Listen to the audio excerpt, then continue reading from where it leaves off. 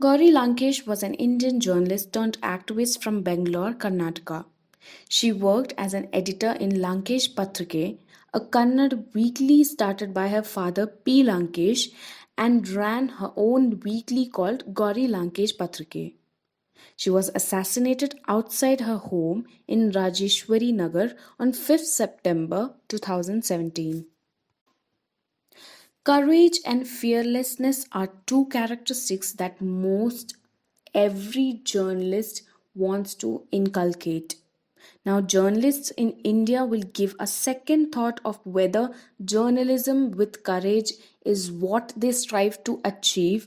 The nation and journalism fraternity is in deep shock over the cold blooded killing of Kannada journalist Gauri Lankesh, who was shot dead at her residence in Bengaluru.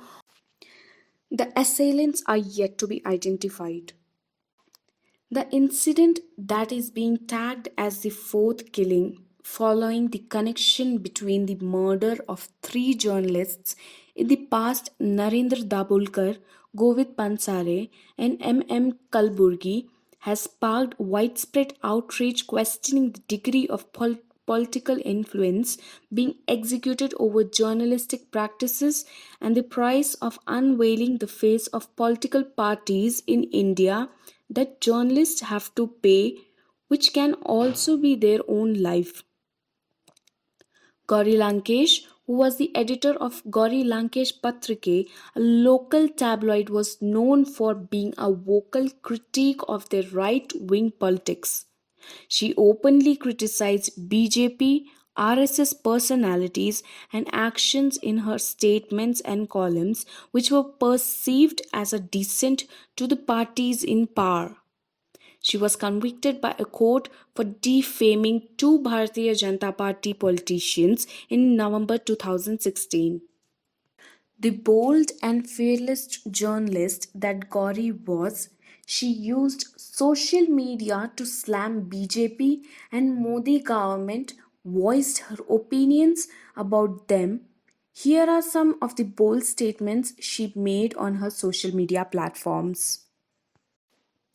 In this article of her, Gauri detailed the stifling of the press in Karnataka over time by political parties, delving in detail into the treatment of various Kannada and other publications by different state governments. It is almost surreal in its prophetic quality given how things turn out for her. In an article on Jain Munni Tarun Sagar's new appearance in the Haryana Assembly, Gauri wrote an incisive piece on how our constitutional and political practices have historically been tightly bound to Brahmanical Hinduism. On a lighter vein, Gauri wrote this fun piece about the culture and historicity of the practice of kissing in India when the Karnataka CM was embroiled in social media storm when he was given a peck on the cheek by a woman supporter. We Indians are not just an ignorant lot, we are also huge hypocrites. Hindus who make up a large chunk of our population worship in temples whose walls are adorned with erotic sculptures ranging from homosexuality to be bestiality by they look down a public display of affection PDA she critiqued.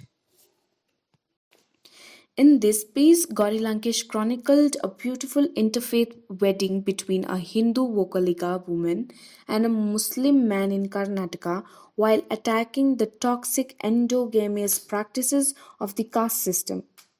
Caste system is undoubtedly a disgusting social stratification system which needs to be destroyed if we as a society need to feel as one. But despite the efforts of several reformists and social movements, caste continues to be a strong root in our society. How can we try to change this? She asked, answering that Ambedkar's solution in intercaste and interfaith marriage was essential for annihilation of caste. Corey wrote angrily about the death of manual scavengers and the apathy and the violence of even the highest rung of the political elite in India to their lives and realities. Had any other community or profession lost so many people of its people due to work related hazards, there would be an uproar.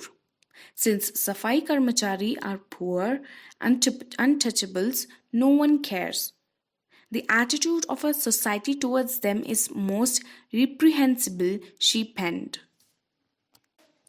In a time when journalists are being persecuted by hyper masculine, hyper nationalists, forces for any writing and reporting that criticizes the ruling government, Hinduism, Brahmanism, Gauri fought the good fight, the one we realize we have to fight even harder in the aftermath of her murder. As Gauri Lankesh's close friend and activist K.S. Vimala said, they can kill her, but they cannot kill her thoughts. The hope for a larger space, for a free press, lives on through Gauri's writing and the imagined memories of her courage that she leaves with us.